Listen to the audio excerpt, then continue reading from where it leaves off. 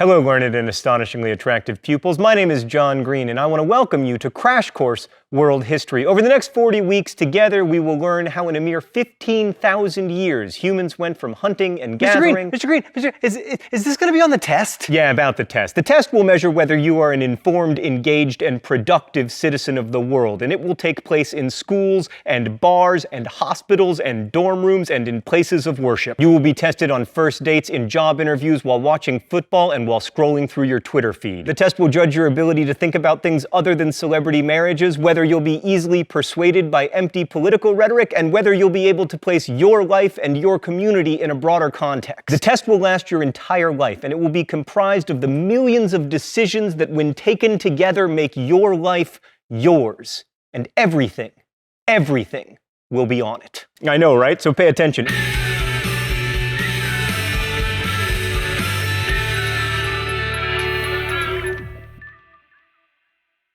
In a mere 15,000 years, humans went from hunting and gathering to creating such improbabilities as the airplane, the internet, and the 99-cent double cheeseburger. It's an extraordinary journey, one that I will now symbolize by embarking upon a journey of my own. Over to camera 2. Hi there, camera 2, it's me, John Green. Let's start with that double cheeseburger.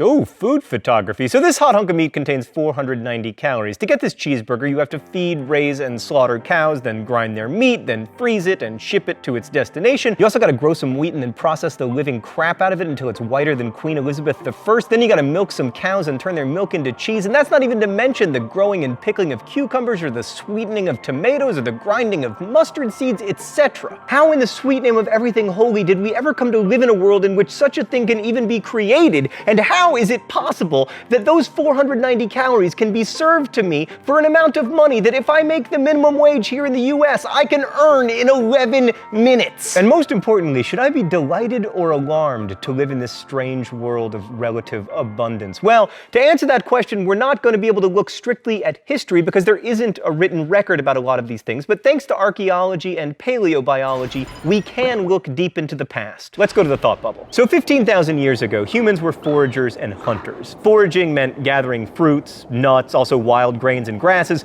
Hunting allowed for a more protein-rich diet, so long as you could find something with meat to kill. By far the best hunting gig in the prehistoric world, incidentally, was fishing, which is one of the reasons that if you look at the history of people populating the planet, we tended to run for the shore and then stay there. Marine life was A, abundant, and B, relatively unlikely to eat you. While we tend to think that the lives of foragers were nasty, brutish, and short, fossil evidence suggests that they actually had it pretty good. Their bones and teeth are healthier than those of agriculturalists, and anthropologists who've studied the remaining forager peoples have noted that they actually spend a lot fewer hours working than the rest of us, and they spend more time on art, music, and storytelling. Also, if you believe the classic of anthropology, Nisa, they also have a lot more time for scoodly pooping. What? I call it scoodly pooping. I'm not going to apologize. It's worth noting that cultivation of crops seems to have arisen independently over the course of millennia in a number of places, from Africa to China to the Americas, using crops that naturally grew nearby: rice in Southeast Asia, maize in Mexico, potatoes in the Andes, wheat in the Fertile Crescent, yams in West Africa. People around the world began to abandon their foraging for agriculture.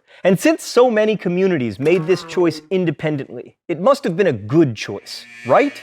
Even though it meant less music and scoodly pooping. Thanks, Thought Bubble. All right, to answer that question, let's take a look at the advantages and disadvantages of agriculture. Advantage: controllable food supply. You might have droughts or floods, but if you're growing the crops and breeding them to be hardier, you have a better chance of not starving. Disadvantage: in order to keep feeding people as the population grows, you have to radically change the environment of the planet. Advantage: especially if you grow grain, you can create a food surplus, which makes cities possible, and also the specialization of labor. Like in the days before agriculture, everybody's job was foraging, and it took about 1,000 calories of work to create 1,000 calories of food. And it was impossible to create large population centers. But if you have a surplus, agriculture can support people not directly involved in the production of food. Like, for instance, tradespeople who can devote their lives to better farming equipment, which in turn makes it easier to produce more food more efficiently, which in time makes it possible for a corporation to turn a profit on this 99-cent double cheeseburger.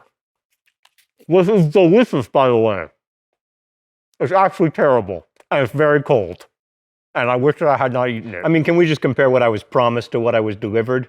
Yeah, thank you. Yeah, this is not that. Some would say that large and complex agricultural communities that can support cities and eventually inexpensive meat sandwiches are not necessarily beneficial to the planet or even to its human inhabitants. Although that's a bit of a tough argument to make coming to you as I am in a series of ones and zeros. Advantage, agriculture can be practiced all over the world, although in some cases it takes extensive manipulation of the environment, like, irrigation, controlled flooding, terracing, that kind of thing. Disadvantage, farming is hard. So hard, in fact, that one is tempted to claim ownership over other humans and then have them till the land on your behalf, which is the kind of non-ideal social order that tends to be associated with agricultural communities. So why did agriculture happen? Wait, I haven't talked about herders. Herders, man, always getting the short end of the stick. Herding is a really good and interesting alternative to foraging and agriculture. You domesticate some animals and then you take them on the road with you. The advantages of herding are obvious. First, you get to be a cowboy. Also, animals provide meat and milk, but they also help out with shelter because they can provide wool and leather. The downside is that you have to move around a lot because your herd always needs new grass, which makes it hard to build cities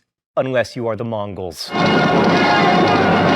By the way, over the next 40 weeks, you will frequently hear generalizations followed by, unless you are the Mongols. But anyway, one of the main reasons herding only caught on in certain parts of the world is that there aren't that many animals that lend themselves to domestication. Like you have sheep, goats, cattle, pigs, horses, camels, donkeys, reindeer, water buffalo, yaks, all of which have something in common. They aren't native to the Americas. The only halfway useful herding animal native to the Americas is the llama.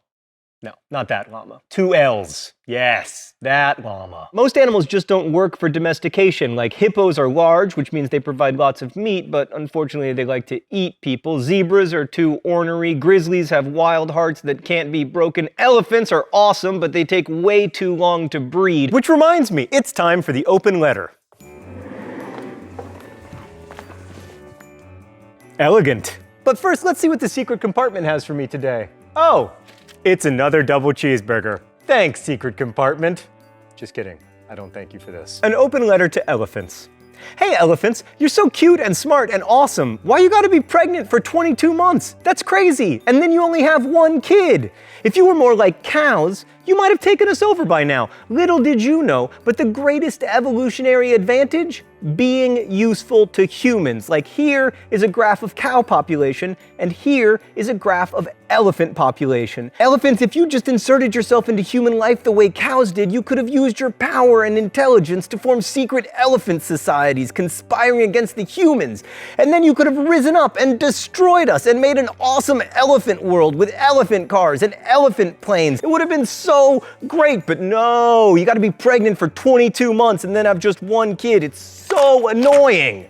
Best wishes, John Green. Right, but back to the agricultural revolution and why it occurred. Historians don't know for sure, of course, because there are no written records, but they love to make guesses. Maybe population pressure necessitated agriculture even though it was more work, or abundance gave people leisure to experiment with domestication, or planting originated as a fertility right, or, as some historians have argued, people needed to domesticate grains in order to produce more alcohol. Charles Darwin, like most 19th century scientists, believed agriculture was an accident, saying, "A wild and unusually good variety of native plant might attract the attention of some wise old savage." Off topic, but you will note in the coming weeks that the definition of savage tends to be not me. Maybe the best theory is that there wasn't really an agricultural revolution at all, but that agriculture came out of an evolutionary desire to eat more. Like early hunter-gatherers knew that seeds germinate when planted, and when you find something that makes food, you want to do more of it. Unless it's just food, then you want to do less of it. I kind of want to spit it out. Oop.